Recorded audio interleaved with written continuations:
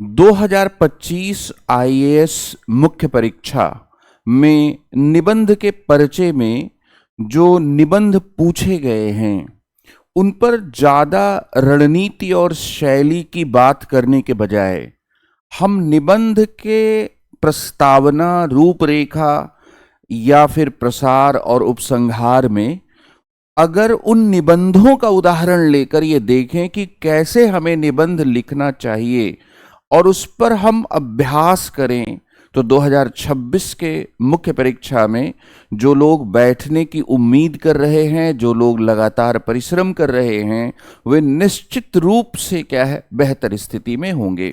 और निबंध का प्रश्न पत्र पूरा 250 मार्क्स का प्रश्न पत्र है, तो वैसी स्थिति में हम इसे नेग्लेक्ट नहीं कर सकते हैं। तो आइए देखते हैं निबंध जो 2025 आईएएस मेंस एग्जामिनेशन में पूछे गए, उनमें पहला निबंध क्या है। पहला निबंध बच्चों आया, सत्य कोई रंग नहीं जानता है, ट्रुथ नोज नो कलर। निबंध की प्रस्तावना दरअसल सबसे महत्वपूर्ण भाग होती है और निबंध की प्रस्तावना कई तरीके से लिखी जा सकती है। इस निबंध की प्रस्तावना जो दार्शनिक या वैचारिक निबंध दिया गया है, उसकी प्रस्तावना कैसे लिखेंगे, तो सत्य कोई रंग नहीं जानता। दरअसल यहां पर रंग शब्द पर बल दें तो एक प्रकार का डायमेंशन आएगा, जानता, जानना, ज्ञान शब्द पर बल दें तो दूसरे प्रकार का डायमेंशन आएगा, और सत्य शब्द पर बल दें तो तीसरे प्रकार का डायमेंशन आएगा।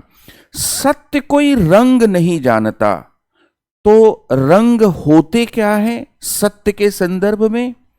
सत्य के संदर्भ में जो रंग होता है वो स्थान या देश का होता है, वह काल का, टाइम का होता है।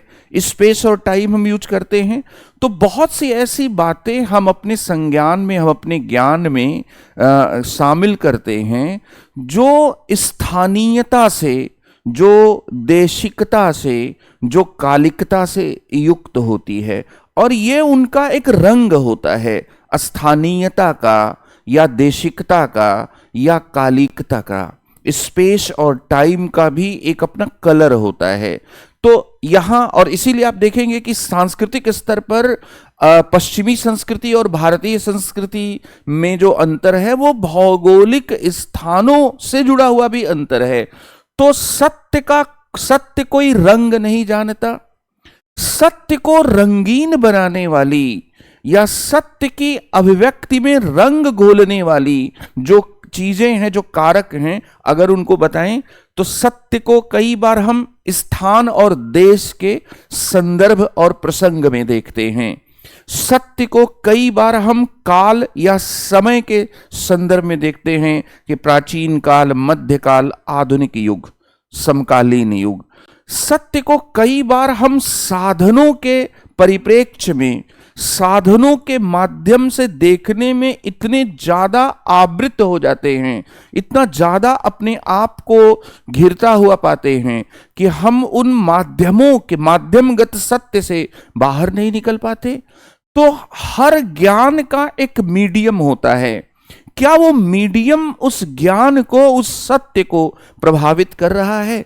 तो यहां पर सत्य का एक साधन होता है, और ये साधन, मीडियम क्या है? सत्य हम इंटरनेट से जानते हैं, सत्य हम किताबों से जानते हैं, सत्य हम सोशल मीडिया से जानते हैं, सत्य हम इंटरनेट मीडिया, सोशल मीडिया के अलावा हम प्रिंट मीडिया और इसके साथ ही इलेक्ट्रॉनिक मीडिया से भी जानते हैं। सत्य हम टेलीविजन की खबरों के माध्यम से भी जानते हैं, और सत्य हम अपनी अनुभूतियों से, अनुभूतियों में साक्षात्कार के माध्यम से भी जानते हैं। तो सत्य के ये साधन हैं, क्या ये साधन सत्य में कुछ रंग अपनी तरफ से जोड़ नहीं देते हैं? बिल्कुल जोड़ते हैं। चाहे वो सोशल मीडिया हो, इंटरनेट मीडिया हो, प्रिंट मीडिया हो, अखबार हो, इलेक्ट्रॉनिक मीडिया हो, टेलीविजन हो, या कोई व्यक्ति हो, उसका संवाद हो, तो सच और झूठ, सच का मैनिपुलेशन, सच की विकृति, ये सब क्या है? संदर्भ, ये सब कारक जुड़ते हैं।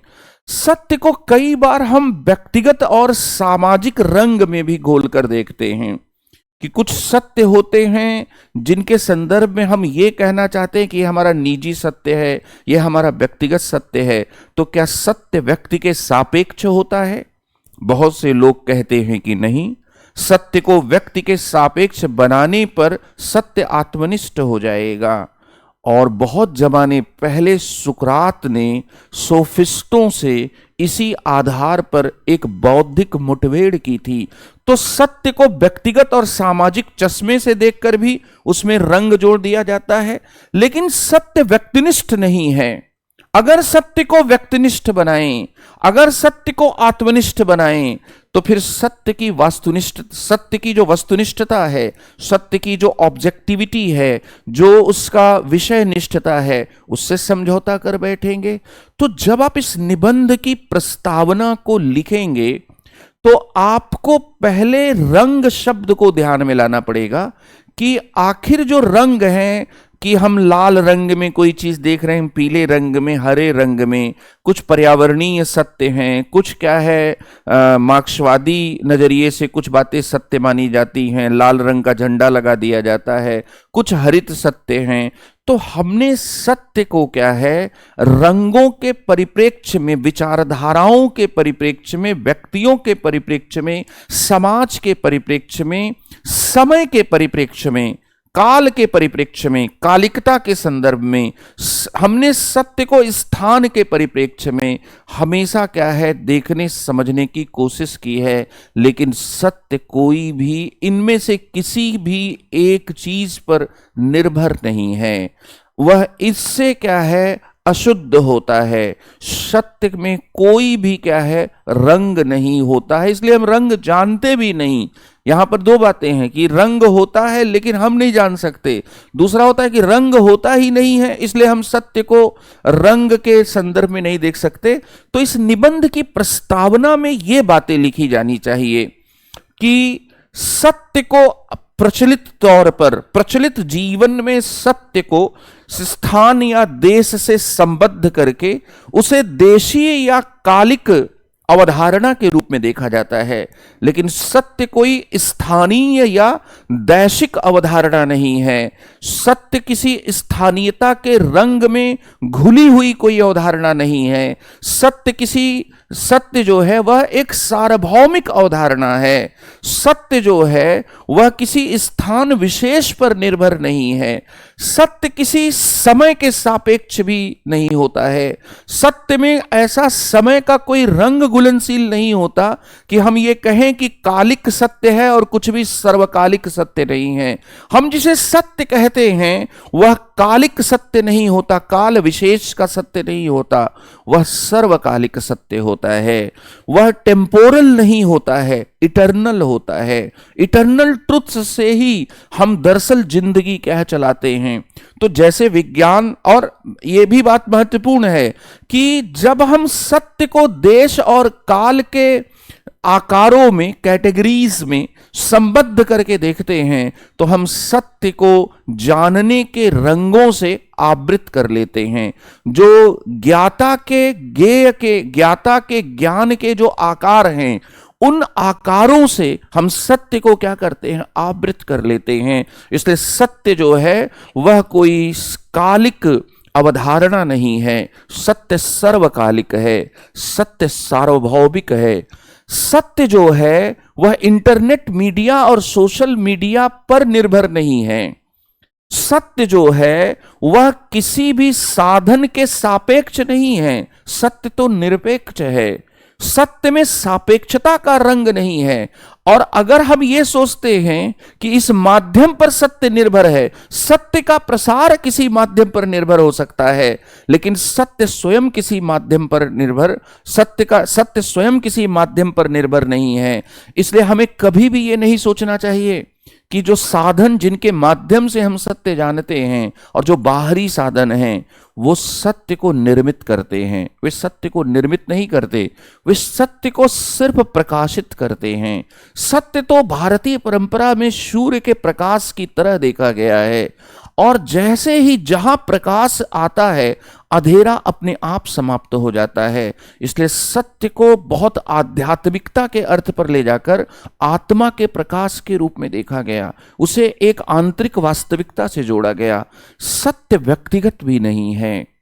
जैसे गणितीय सत्य 2 और 2 का योग 4 होता है, यह मेरे ऊपर निर्भर नहीं करता, यह व्यक्तिनिष्ठ भी नहीं है।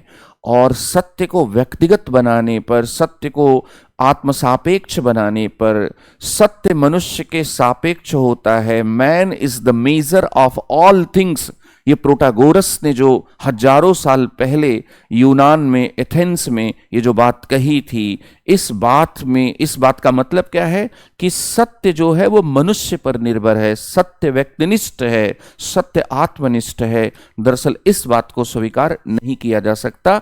इसमें क्या है, सत्य में आत्मनिष्ठता का रंग नहीं होता, वह जानने वाले व्यक्ति पर निर्भर नहीं है, बल्कि वह जाने गए विषय पर निर्भर है। वह ज्ञाता के सापेक्ष नहीं है, वह गेय पर टिका हुआ है, गेय के सापेक्ष है। तो सबसे पहले बच्चों ये आप बता देंगे।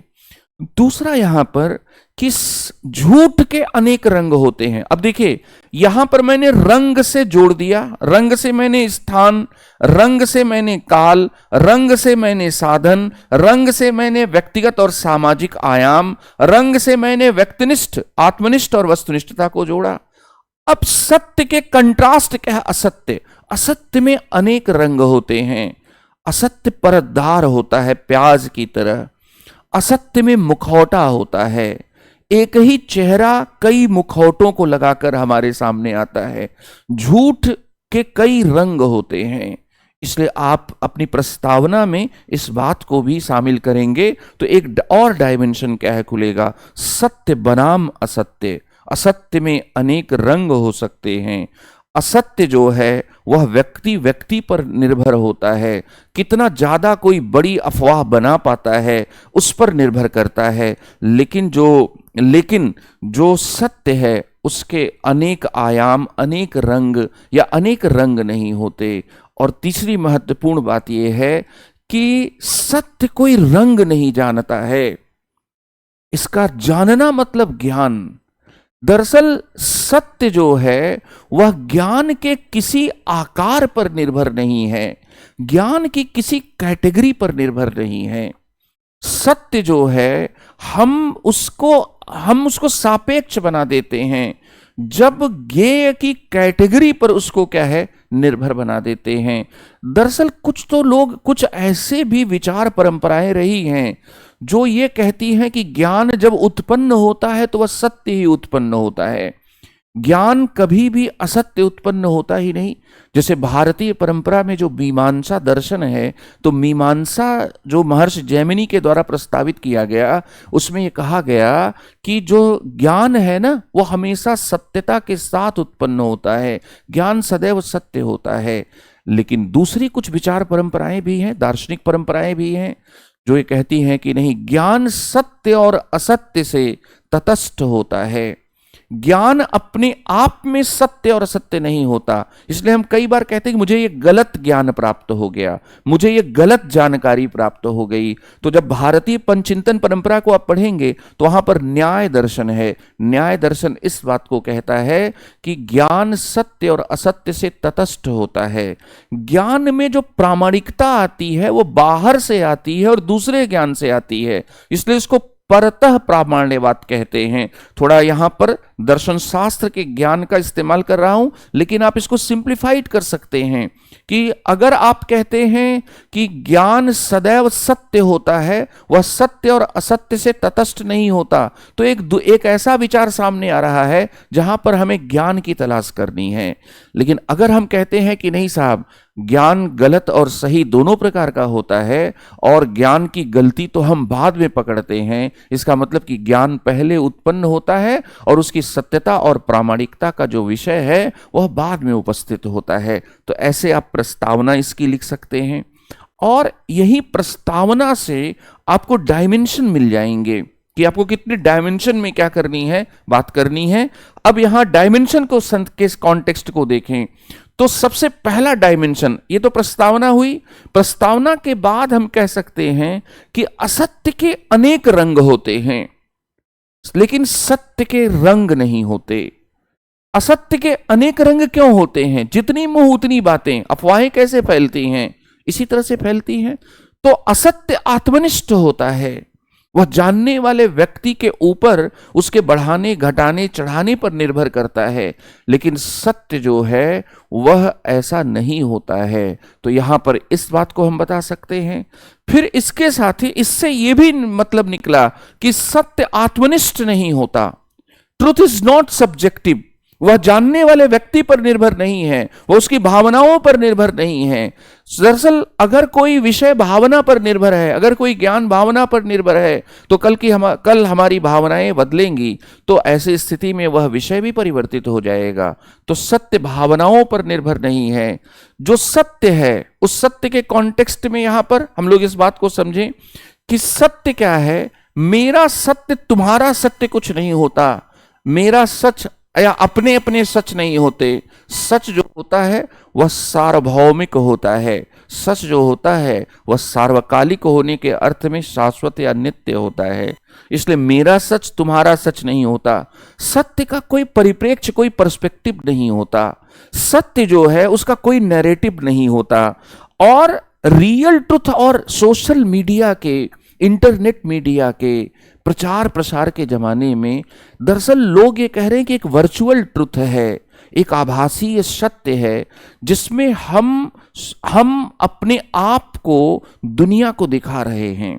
ये वर्चुअल ट्रुथ है। वर्चुअल ट्रुथ और रियल ट्रुथ, ये जो स्टेटमेंट है कि ये सत्य कोई रंग नहीं जानता, तो आप किसी चीज को सोशल मीडिया, इंटरनेट मीडिया या वर्चुअलिटी का रंग लगाकर आप किसी सत्य को विकृत कर रहे हैं। इसलिए वास्तविक सत्य और आभासीय सत्य, इन दोनों के बीच का जो अंतर है, यही हमारे जीवन की वर्तमान बहुत सी समस्याओं का क्या कारण है। जितनी चमकदार चीजें सोशल मीडिया में दिखाई जाती हैं, जितनी चमकदार रूप से व्यंजनों का आकार और प्रकार जोमेटो और स्विगी के जो पिक्चर्स हैं उनमें ऐप पर दिखाई जाती हैं, उतनी चमकदार चीजें हैं नहीं। इसका मतलब क्या है कि आप किसी चीज को मैनिपुलेट कर रहे हैं, आप उसको बढ़ा चढ़ा रहे हैं। यह आभासीय सत्य है, यह वास्तविक सत्य नहीं है। एक आदमी ने जूस मंगाया मौसम्मी का, और उसने ऑर्डर किया जोमेटो से, जूस सर्विस हो गई। उसने ये देखा कि जो जूस की सर्विस की गई है, वो जूस जितना चमकदार ऐप में दिख रहा था, जितना अच्छा दिख रहा था कि और भूख जग गई, जूस पीने की जो लालसा है वो और मजबूत हो गई, वह वास्तव में वहां पर नहीं है। वास्तविकता में ऐसा नहीं है।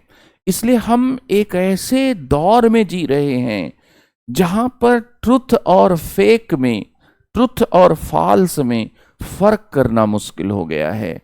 और इसलिए सत्य कोई रंग नहीं जानता। ये बात आज सोशल मीडिया के दौर में, आज फेसबुक के प्रचार प्रसार के दौर में, ट्विटर के या एक्स के प्रचार प्रसार के दौर में, व्हाट्सएप के प्रचार प्रसार के दौर में बहुत महत्वपूर्ण है। तो इसलिए आप ये डायमेंशंस क्या बता सकते हैं? इन डायमेंशंस को बताने के साथ साथ आप यहां पर यह भी बता सकते हैं कि एक सत्य होता है और एक उत्तर सत्य है, पोस्ट ट्रुथ है।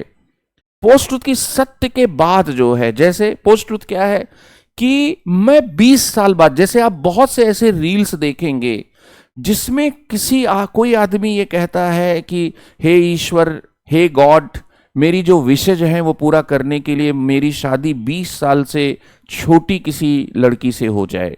मान लीजिए ये कल्पना की गई, तो अगर एआई का यूज करके 20 साल से 20 साल ज्यादा उसकी उम्र कर दी जाए उस व्यक्ति की जो ये विशेष मांग रहा है, तो ये पोस्ट ट्रुथ है। हम इस पोस्ट ट्रुथ के दौर में आ गए हैं। सयारा फिल्म का गाना किशोर कुमार ने नहीं गाया है, लेकिन एआई का यूज करके हम वैसा ही महसूस कर रहे हैं कि किशोर कुमार अगर सयारा का गाना गाते तो गाना कैसा होता। ये पोस्ट ट्रुथ है। किशोर कुमार थे, एक बहुत बड़े गायक थे, ये ट्रुथ है। लेकिन किशोर कुमार ने सयारा फिल्म का गाना नहीं गाया। किशोर कुमार के आवाज में सयारा फिल्म का गाना एआई ने परिवर्तित किया। यह पोस्ट ट्रुथ है। ट्रुथ और पोस्ट ट्रुथ। अब पोस्ट ट्रुथ क्या कर रहा है? सत्य को रंगीन बना दे रहा है।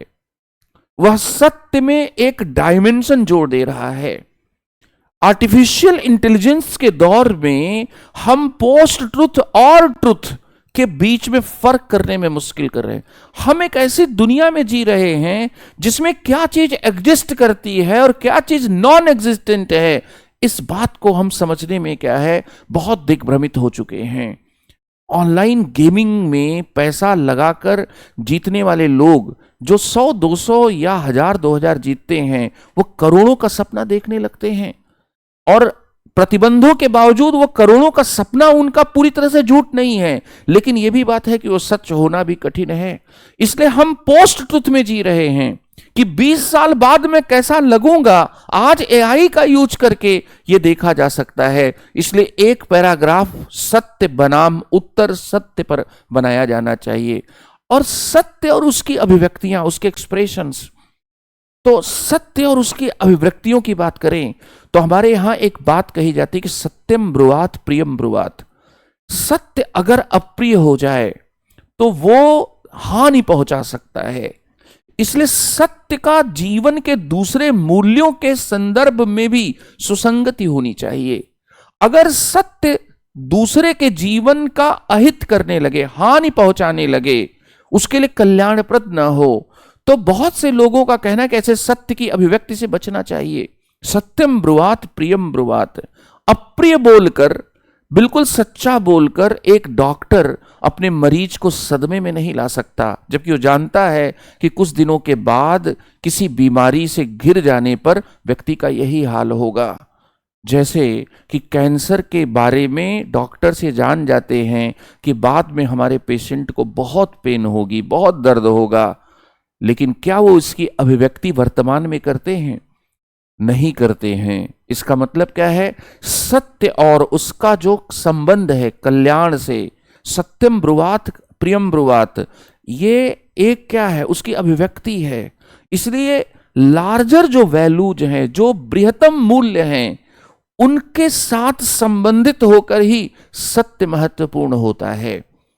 इसलिए सत्य की अभिव्यक्तियों को, सत्य के दूसरे मूल्यों के साथ संबंध को कभी भी क्या है, उसके रंग के रूप में नहीं देखा जाना चाहिए। और देखिए, जीवन में कुछ तार्किक सत्य होते हैं, जैसे कि जो मैथमेटिक्स है ना, वो हमें, या जो रीजनिंग है वो हमें लॉजिकल ट्रुथ्स देती है। लेकिन जीवन में कुछ भावनात्मक सत्य भी होते हैं। भावनात्मक सत्य क्या है कि अगर कोई व्यक्ति अपने माता पिता से बहुत प्रेम करता है, तो जितना प्रेम वो अपने माता पिता से करता है वह उसके लिए क्या है, एक भावनात्मक सत्य है। और इस प्रकार की आत्मनिष्ठता हम दूसरे जगह पर नहीं पाएंगे। तो सत्य तार्किक भी होता है, भावनात्मक भी होता है।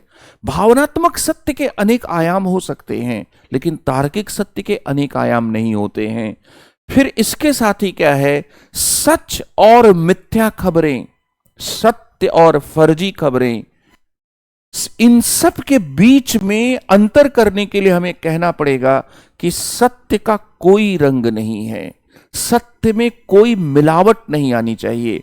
जैसे ही हम सत्य में कुछ मिलावट करते हैं, वह क्या हो जाता है, वह दरअसल क्या है, रंगीन हो जाता है।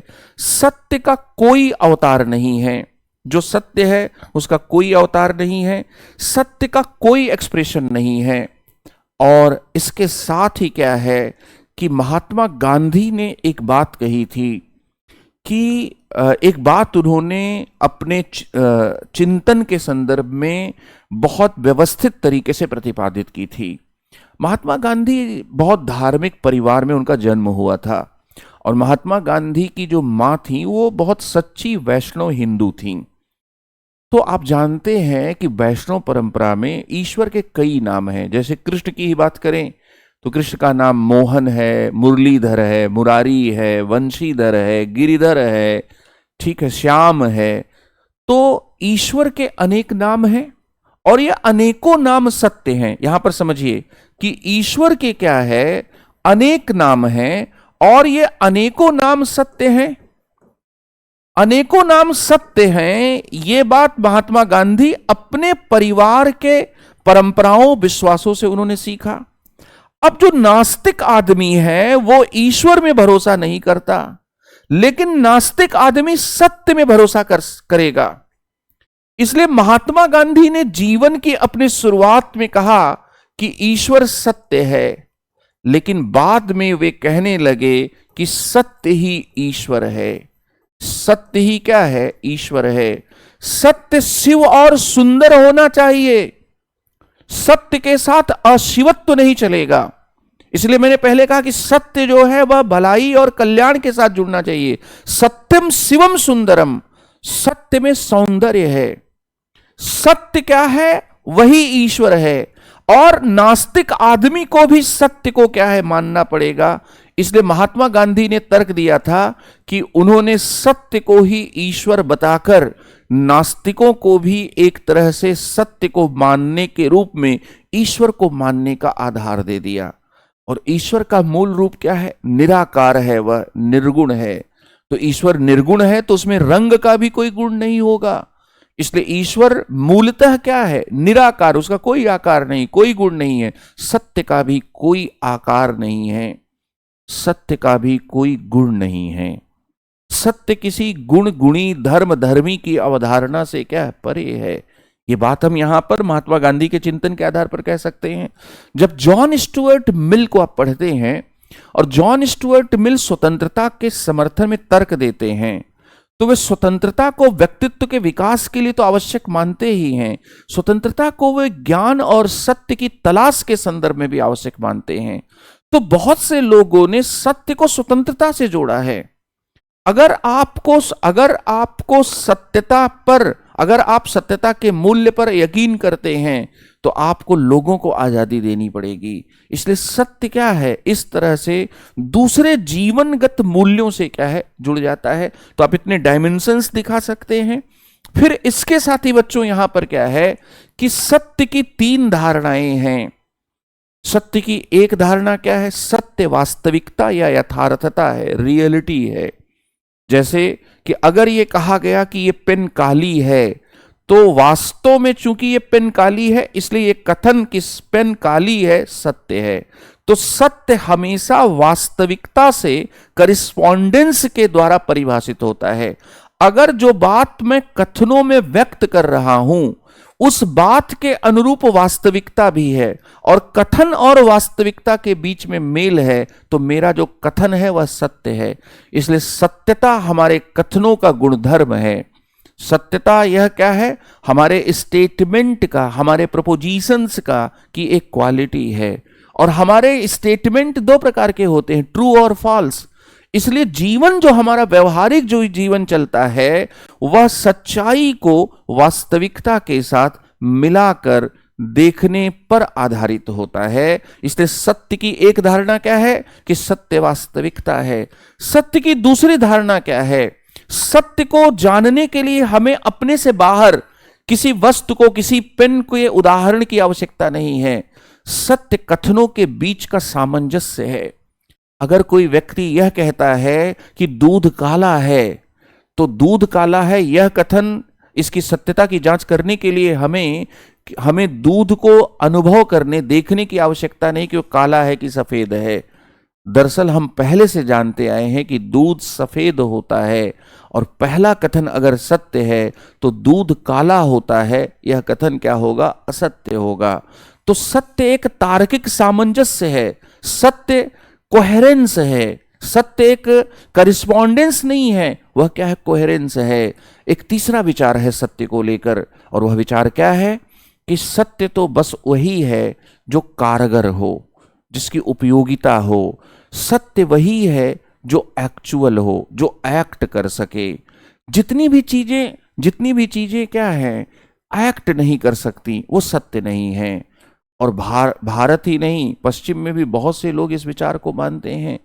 तो सत्य पर आप ये सारे डायमेंशंस क्या है लिख सकते हैं, और इसके साथ ही फिर आप इसमें उपसंहार लिखेंगे कि सबसे बड़ी बात यह है कि हम सभी लोगों ने अपने अपने परिप्रेक्ष्य में नैरेटिव्स को गढ़ना शुरू किया है।